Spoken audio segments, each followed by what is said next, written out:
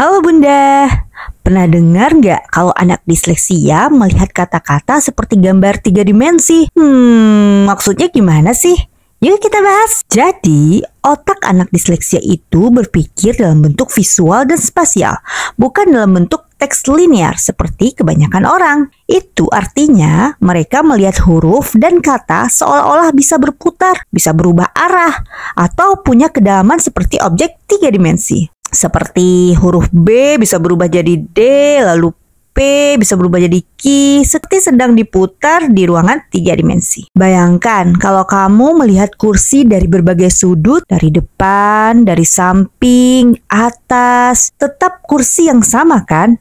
Nah, otak anak disleksia seringkali memperlakukan huruf dengan cara yang sama. Buat mereka, B dan D mungkin terlihat seperti benda yang sama dari sudut yang berbeda.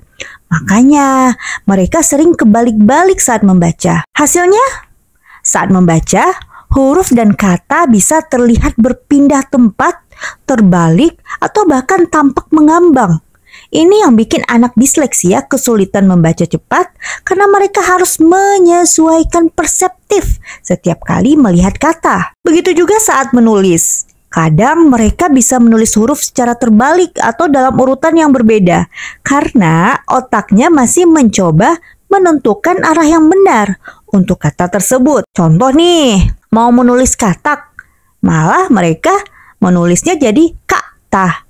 Seperti itu. Nah, bagaimana cara kita untuk membantu anak disleksia mengatasi ini? Pertama, gunakan font khusus disleksia. Ternyata ada ya font khusus disleksia, yaitu font seperti disleksi atau open dyslexic, membantu kata tetap stabil di halaman. Kemudian latihan menulis dengan gerakan besar, yaitu misalnya menulis di pasir, papan tulis besar, atau dengan jari di udara.